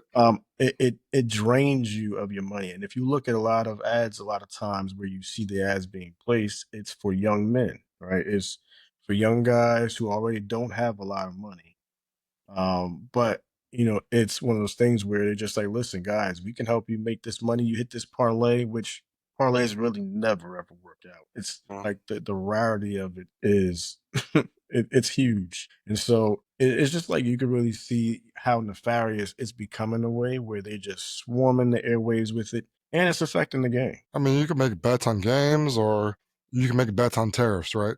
Like, You can even make bets on who's gonna be president, right? So yeah, it's true. Hey, you know what? Uh, if there's some type of like law being put into place, let's see how long that's going to stay. Like, let's see how, Hmm. let's see if that's going to be upheld or if that's going to be overturned. Let's see if, the president's actually going to listen, or is he not, right? Like, when you think about these tariffs that were placed and then taking off, and all these people dumping stock because of Hmm. that, right? Man. And you're thinking to yourself, no, no, no, we gotta just dump. Like, these tariffs are gonna mess up everything. We gotta shift gears, pivot, and head to left field, right? Psych, that's wrong, because now he lifts those tariffs, and now you have to regain all the things that you just dropped. Right. Meanwhile, you have people who bet on that and start to buy, and they're the ones that are gaining because they never left in the first place. So, And so, yeah, that's a good point. Like, I do trade the markets as well. One of the things I was able to see from that day, I was able to see what's called call options and put options. And so basically call options mean they expect the market to go up. Put options, they expect the market to go down. And you could see how people were betting to pretty much hear what Trump was going to say and what they thought that effect would be on the markets. And so a lot of long options, people were expecting the market to go up based on Trump's right, speech. Sure enough, it went up $40 in a day. That has never happened. Like, it is such a rare event for something like that to occur. And for that to happen, it just really shows that the markets can be manipulated, right? Like, you had a lot of people who sold their stock at the high and they waited until it fell and they just scooped it right back up again at a low price, at a discount. And we're talking in most cases 25, some to somewhere 30%, like some of these stocks that fell.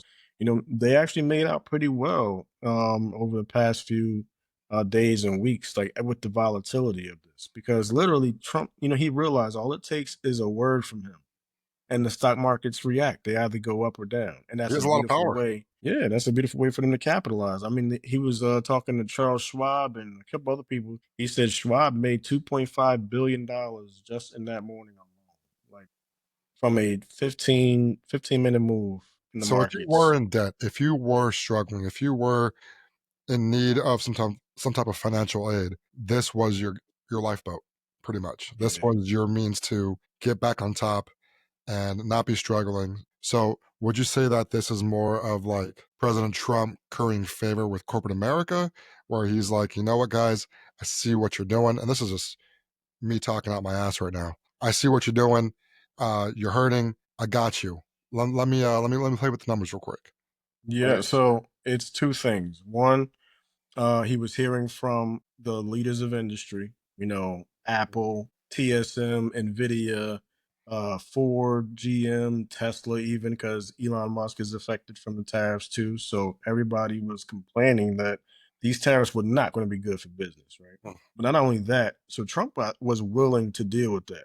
But what started happening was the bond market started to be affected. And what a lot of people don't realize is that when bonds are affected, because bonds basically are how we issue debt, right? So when we want to do things in this country, we issue bonds, we issue treasury yields, we do things like that to bolster up our money here. Like, we get buyers who want to give us money, right? Because they know we're going to pay those bonds off later, right? Isn't that So called the safe haven logic? yeah, exactly. And so a lot of times people pull their money out of stocks and then they put them into treasury or or bonds and things like that, right? And so what happened in this case was they saw that bond yields were going down at the same time stocks were going up. Hmm.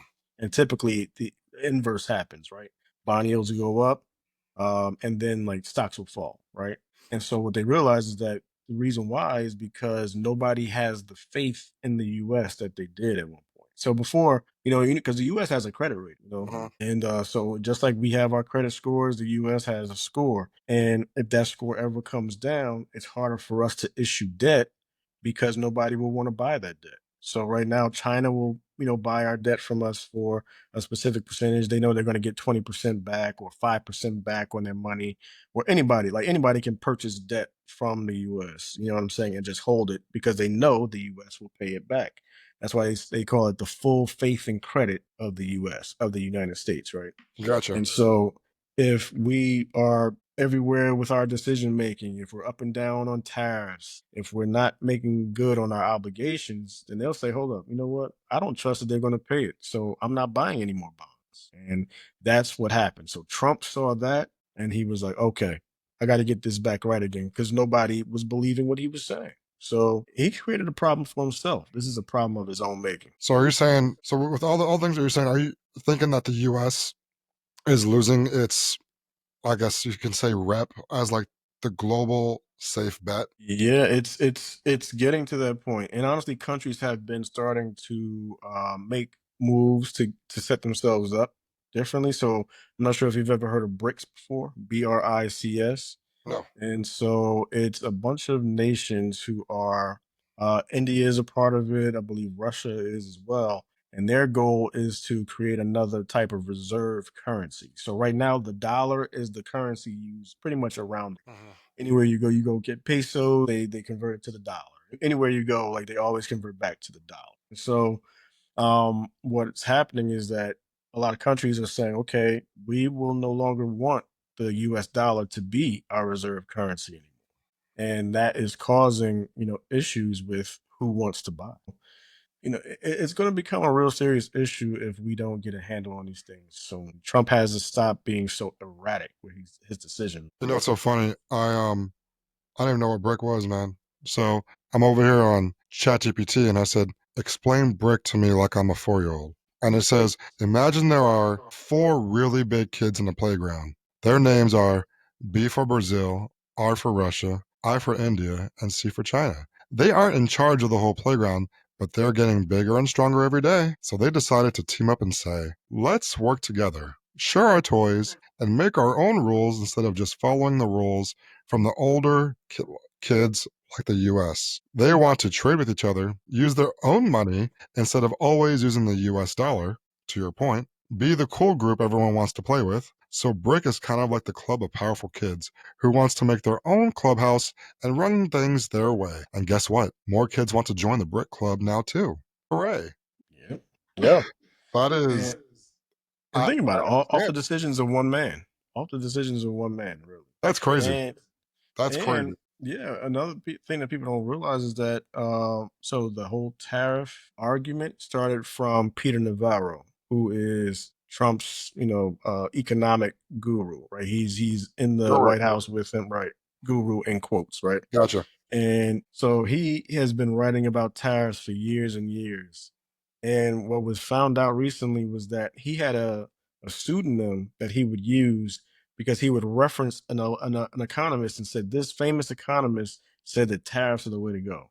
The name of that economist was Ron Vara, which is an anagram of Peter Navarro. So the last name, Navarro, and Ron Vara are the same. So literally, he built his whole thesis, his whole idea of tariffs, but used this Ron Vara character to add validity to what he was saying. Similar to what Trump did. Trump did this years ago too. A lot of people What? don't notice, but Trump had a character named Ron Barron, John Barron, years ago, and people would call the specific lawyer who said that they were Trump's lawyer, and it was actually Trump on the phone talking, but using this character of John Barron. It's like literally he pulled it out of his playbook. And this You is what know, this whole policy is coming from. that is crazy. I do that to like my siblings sometimes. I'll be like, I heard this from one of my friends, and I'll say exactly what's on my mind, but say it from a different angle, right? And they'll be like, "Wow, that's such great sound advice. All right, I'll use it." But if I say it, it's nothing. It means crap. So I Mhm. get why people do that because they're gonna take what you have to say and say, you know what, that's like a carpet for me. I'm gonna walk on it. I'm gonna hear it. I'm gonna see it. I'm gonna walk on it. That's how real it is to me. It's something I walk on. But if it's coming from this higher voice, this higher reasoning, this person who is super, super smart and has everything going for them, it comes from this imaginary person. It has more, its weight is worth more, right? Right, right. I get it, but that's crazy. It's Psycho, amazing, man. psycho behavior. Psycho for real. Absolutely. And of course, the Senate is going to be changing. I just look at what's happening right now. There's a lack of working with the Supreme Court. Like the Supreme Court just made that order for Trump to bring back the man that they wrongfully sent Oh to El yeah, Salvador. And they basically ignored the order. They said that he's not coming back. They're not going to get him back.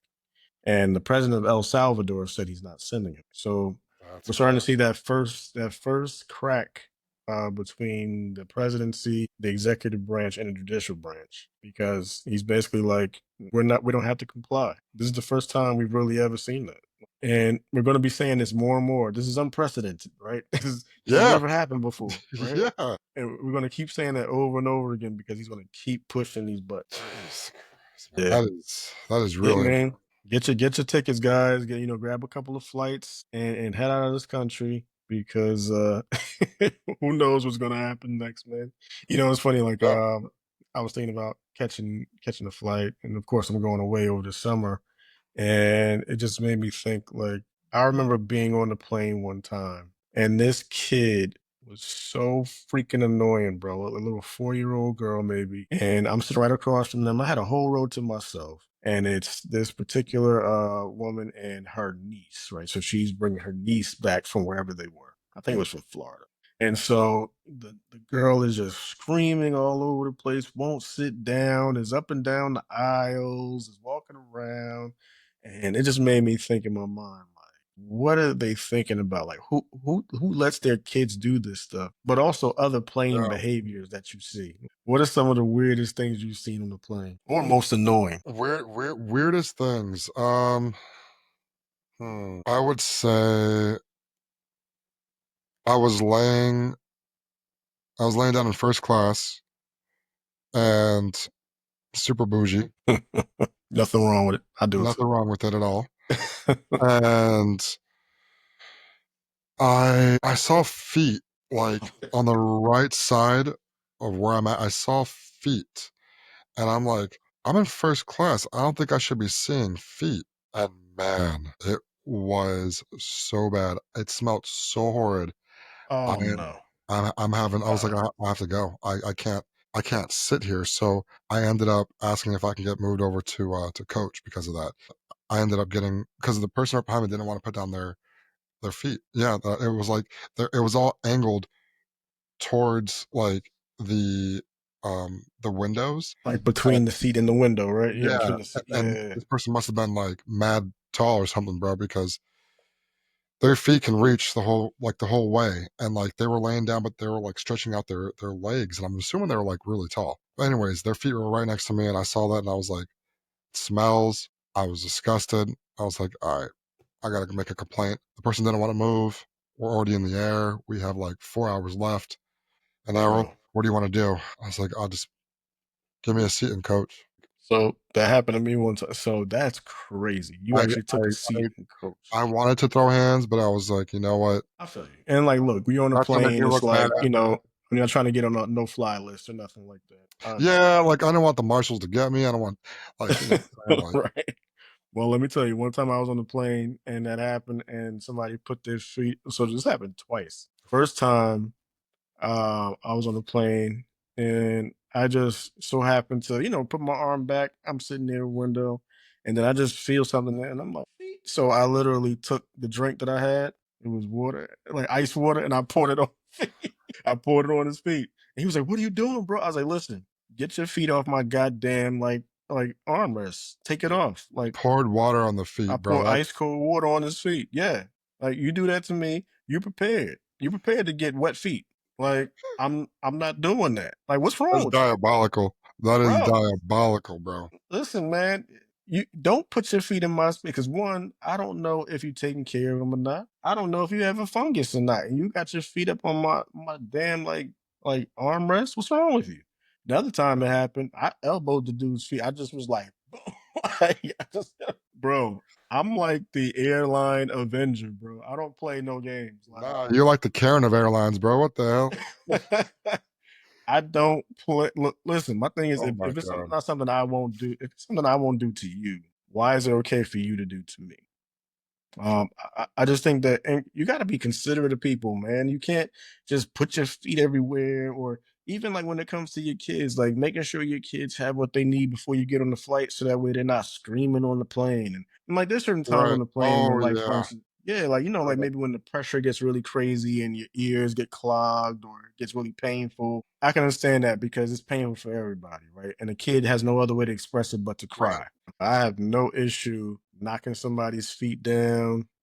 My thing is, you know what this is. We all in the space. We're in this small capsule Yep. up 20,000, 30,000 feet in the Uh-huh. air. Be considerate. That's my point. Like just think about everybody else. I don't know, man. I remember one time I'm going to the plane and I'm asking the hostess, I'm like, I gotta go to the bathroom real quick. She goes, okay, make it quick. We're boarding, and then we're wheels up in like 10 minutes after boarding. And she just started, and I'm like first up. So I'm okay. I go to the bathroom. I'm having bubble guts, bro. My stomach was hurting. I had such nervous stomach for whatever reason, and I love flying. I love heights, but for whatever reason, I had a nervous stomach, and just was killing me. So, anyways, Mhm. I'm getting on, and I'm like, oh man, I need to sit down. And I remembered having an aisle seat. I like aisle seats most of the time. Other than that, give me a window seat, I'm an right? Aussie guy. I'm an Aussie Right. guy. Yep. So I'm going, and I'm like, wait a minute, did I get it's like ABC, DF, whatever, and you're like, wait, I thought I was the aisle, but it turned out I was a window. And I'm like, shoot. So I'm asking these people, I'm like, hey, it's a couple. I'm like, hey, can I get the aisle seat? And they were like, oh, we don't like the window seat. No, it's okay. How can I get the aisle seat? So I'm like, okay, let me get in. So I'm sitting down and I'm right next to the window and I'm pouting. I'm upset. And my stomach starts to bubble. And I had this crazy, petty idea. Why don't I just fart? And that would get them to want to change with me. So I'm like, ooh, I'm making these sounds out loud on purpose. Oh, my stomach. Oh. And the lady's like, are you okay? I'm like, yeah, my stomach's hurting. And the man's obviously sitting next to me. He's a dick in the middle. And so he's like, are you good? I'm like, yeah. And next thing you know, I'm like, please don't let it be a shart. Please don't let it be a shart. It was a fart, thank God. And it was so foul. It was so foul. I'm like, oh, I gotta go to the bathroom. I was like, this is gonna be happening the whole flight. And it's a 6.5 hour flight. And they were like, we can switch. It's fine. I'm like, you sure? Oh Because man. I'm gonna make a lot of Are you I'm gonna go to sure? the bathroom a lot. I feel God, I'm having really bad stomach issues. I'm lactose intolerant. I just had some milk by accident. It's gonna be an insane long flight. So the switch Bro. halfway through the flight, because mind you, I still was passing gas. I can't help it, man. Better out than in, right? As Shrek would say. And they ended up asking the hostess, and then they got a seat further back that was vacant, and I had the whole aisle to myself. And funny enough, funny enough, after that happened, I was good. There was no more gas. I was like a okay. So yeah, yeah, What? Man, look at yeah. that. Listen, you ever want an aisle seat? Just fart. Seriously, seriously, or say that you're That's the about to solution. shit your pants. Yeah, it works. It really works. But yeah, I was about to say, like, typically either it's where you have them getting up so much, they're just like, look, just take the aisle. You know what I'm saying? Or smelling the place up. Like, I could see that. Like, Yep. just, and I get it. Like, when you pay for a seat, you paid for that seat because that's what you want. So I Unforeseen completely circumstances, understand my that. brother. Right, right. You never know. You just never Yep. know, man. Yep. So, we at our point of the podcast where we talk about those things that, left a mark on us, something that we didn't know yesterday. So, what do you got for us? Well, You know, I had a few that I wanted to get through, but this one was the best one. It was really interesting. It's about Scotland. Do you know that the national animal for Scotland is a unicorn? National animal. National animal for Scotland is a unicorn. Wow. Yeah, I thought that was pretty That I interesting. did not know. I kind of want to go to Scotland. How is that possible? But then There again, could they be believe unicorns in out there. like You never know. I was about to say, but like leprechauns is a big thing for them out there You- too, right? Well, Is that's they're called little Ireland or people, not Scotland? leprechauns. So, Well, I thought the leprechaun was an actual like mythical creature. I thought like you mean? Oh, yeah, I'm not trying to disparage a whole group I of was people, man. well. Come on. I don't know what you were saying. All right. What's yours? I Well, let me drink my water and mind my um business. so check this out. So did you know that lobsters What? might be biologically immortal? They produce telomerase throughout their lives, which is an enzyme that repairs cellular damage, which means they don't age like other animals do. And even though they are in the wild, they eventually fall victim to disease or predation. But their cells produce in a way where if they did not fall victim to disease, they could actually be immortal. So, or they're not eaten by a shark or anything else. Yeah, Wow, yeah. I thought that was pretty that interesting. is interesting. That's I like that. I like that. Hmm. I want to be immortal. Interesting, right? Would you be immortal if you had the opportunity to, and you're like, Ooh. all right, either you go through this beautiful cycle that we call life and death, or you choose immortality that no matter what, you will always be alive. So if you fall in lava, like you'd still feel the burn. You would feel the burn. Like, oh, I'm coming, mama. I'm Yeah. burning now. Right? You feel that, and then you get out and you're like, oh, everything's repairing itself, right? You go crazy and you're like, I'm gonna chop off my thing and just throw it out and it regrows, right? Like you could literally dick slap a lot of people with that. Wow, wow, right? Like take this, you Like would some take dick slapping to nunchucks. a new level, right? So, which would you choose? Yo, Beautiful thing called life or death, or immortality? Yo, that's a great question. You know, I have thought of that before too. I've actually thought about that. What would I prefer? I do like the idea of immortality, but one of my favorite physicians, Neil deGrasse Tyson, he actually made a great point. And he was talking with Larry King. I'll never forget this. And he asked Larry King, what would you prefer? And Larry King said, I would prefer to be immortal. He was like, wouldn't you prefer to live forever? And Neil deGrasse was like, no. He was like, when you live forever, you don't have any urgency. He was like, when you know that you have a set time, it creates a focus in you, right? It creates a desire to want to accomplish certain things, to want to experience certain things, to want to treat people a certain way. So when you know you can live forever, you're not going to take any of those things for the true value that they are. You're going to take it all for granted because it's like it's not going to be here. I'll be here, but it's not going to be here.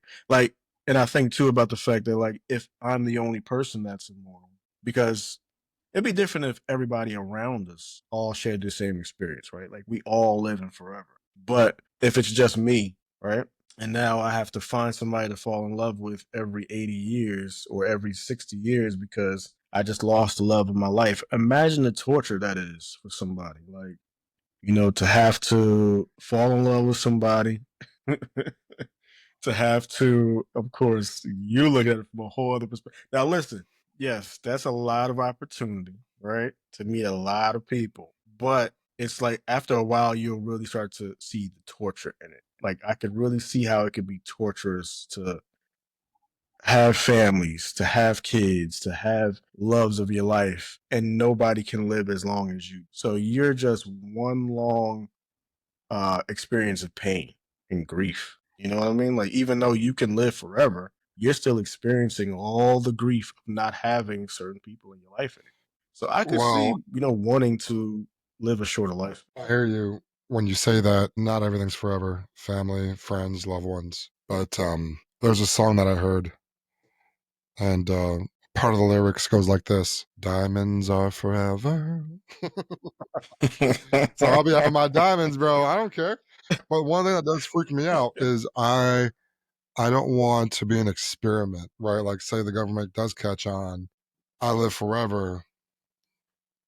That's Always I'm on that always gonna table. have, Yeah. that in the back of my head, like, are you here to get me, right? because I Right, am right. susceptible to everything a human is susceptible to. I still feel pain. I can still get knocked out. Like, if I'm gonna be living forever, best believe I'm gonna have the best weapon system. I'm gonna have, I'm gonna be karate black belt, jujitsu black belt, Krav Maga. I'm gonna have trainings from. I'm gonna be Word. the most dangerous person alive, right? Like, I'm not gonna be no Yo, wimp. I'm not gonna be no skinny wimp that's gonna be like, I live forever, so I'm not gonna do anything. No, I'm gonna be trained in every single type of military tactics, uh, you know, mixed martial arts fighting there is. I will know how to mess you up with the finger, like, or with the pen, yeah. or with the bottle cap. Yo, I was thinking about like, because when I was a kid, I used to watch, of course, these cartoon or these movies, and everybody's like, I just want to be normal, right? You got these Right. superpowers or you have these abilities and everybody wants to be normal. I'm like, who wants to be normal? Why would you want that? Like, why would you not want to enjoy doing the things you could do? Mhm. But I do see some of the logic in it. It's just like I just want to live a normal life to a degree. Like now, I'm the type of person I would love to have a superpower. Like if I Okay, could, that's a different story. Superpowers are yeah, amazing. like to me, immortality is cool, but I feel like a superpower for me that I would want is the ability to convince anyone of anything. I feel like that's a dope So superpower. you want to be a manipulator? That makes sense. I want to be able to You heard it use here first. situations. Okay. Listen, you do Probably some enjoy ladies it. out there You like, do enjoy it. aha, right. You do love me. Right. Baby, you're the most beautiful thing I've ever seen. Yeah, that's next level. I mean, superpower. Yeah. I would want to. Oh, that's a good one. There's so many that I think of, right? And I think one that would really benefit me the most is to be anywhere I want just with the thought or the Mm, desire to. Like, that would be I want dope. to go to Egypt. Like, I'm there. Like, See, that would be perfect for me because I hate flights. So what?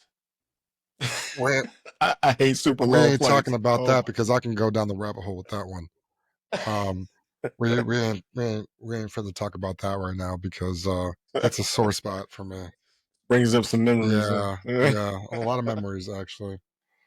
But yeah, I think being everywhere, anywhere I want in the blink of an eye would be so ideal. Um, or moving things with my mind. That's a big one. Mm. Because if I want to get the See, remote, to I don't me, want to get up to yeah. get the remote. You know what I'm saying? Like, this Yeah, is mad annoying, bro. facts. Facts. I could definitely see myself using it for the dumbest shit in the world. I'd be like, "Oh, I need let me grab them Doritos out the cabinet." Like it wouldn't be for anything profound. Yo, It'd be for something like, yo, babe, can you get the groceries out? "Oh, right, got it. I'm on it." Done. Can you Or paint the house? like Can you mow the lawn? if your girl falls right, if your girl falls asleep on the couch and you don't feel like lifting her up and waking her up, let me just I ain't breaking my back. your ass in the bed, No, man. oh, damn, boo. What the hell you eating? Chick-fil-A? Word. I was with a girl one time. She was like, "I want you to lift me up." I was like, "Girl, these arms are for show. I'm not lifting you up. Like I'm not Imagine some doing it. chick coming We're up to you and being like, walking to "You the look like you can lift me up, daddy." And you're like, "No, 300. right. No. Yeah, I'm like, yeah, sure, right, Yeah, I yeah. can, I can, I can push you on the bed. Mhm. Stay there." Strictly for show. Please believe it. Like, they good for a few things. That's it, No, bro. that's wild. Oh man, really enjoyed the time, Yes, sir. brother. What you got planned for the rest of the week, man? Gotta get over this cold. Try to just get over it the best I can. It's like a Yeah, come and go. It hits you and it doesn't, and I hate that feeling. And it really hits you at night when you're just like calm down. You're about to rest. You're now in this like sleep mode, and then it's like coughs and it's a headache and yeah, everything just hits you all at once. And I hate that feeling. But in the morning, I wake up, blow my nose, cough fit, and then I'm more active and my body starts to become, better. And I feel that. yeah, And I think sometimes it's just, I push myself where I'm like sleeping late. So I think I need to sleep a little earlier. But yeah. I'm one of those people that I can only get 4 hours of sleep a night. So it's just, Yo, I hate that, man. Like, I'm the type of person too. Like, I will stay up till 3, 4 in the morning, get up at 7, 8, and now I'm just on with my day. And I hate that, because no, don't get me wrong. Will I take a nap during the day? yeah, Absolutely. But like, at night I can't sleep much longer. It's like a FOMO I have. Like I have to know what's going on. I have to be doing something, reading something. It's I hate it. I hate Yeah, it. man. You It's know. it's uh it's the life of someone who, is trying to be in the know and get ahead of the game. If you're sleeping, then you're not Yeah. getting ahead. That's That's a fact, man. That is so true, brother. It's like, time never sleeps. I do. Time never sleeps. You gotta keep apparently not. You only get 4 hours, Yeah. man. You're not Well, since getting I was a enough. kid, it's a thing. It's a thing. Me too. Same here. Like my mother used to hate it. She'd be like, Yeah. Cayne, go to sleep. Yeah. Yeah. Go to sleep. Like it was hard. Yeah. So it was It's just, uh, it's man, it's a thing, man. just It's uh, you can't help it. yeah, to this day, like I have to have the TV on. Something has to be on. It has to put me to sleep. I can't sleep without something being on Mhm. around me. Yeah. Absolutely. Absolutely. Yeah. 1,000%. For me, I probably won't be getting into anything. I think I'll just head to the gym, um, do some art. I still have to finish this painting I've been working on. I've been talking about it for a while. Oh. It's time, man. It's time. So I gotta buckle down and do it. I look at it every damn day. I walk in and out of this room and I see it sitting there, and I'm just like, I want to tackle One this. day. I want to One tackle it day. this week. I know. Today. Yeah, we'll Tomorrow. get to The day it. after tomorrow. Right, Yeah. exactly. Yeah. No, I get that. I Kind of like this always have a podcast. reason. We're always like, Always. "Kane, let's do it. Next month. Next month. Next All right, month." next Nope. week. Right, exactly. Next month. Come on. But no, I'm glad we decided to do it, man. It's been a hell of an experience, Mhm. man. So just keep pushing, man. We're doing it. Absolutely, brother. Absolutely. All right, my man. Enjoy your week, bro. And I'll talk to you later. Peace.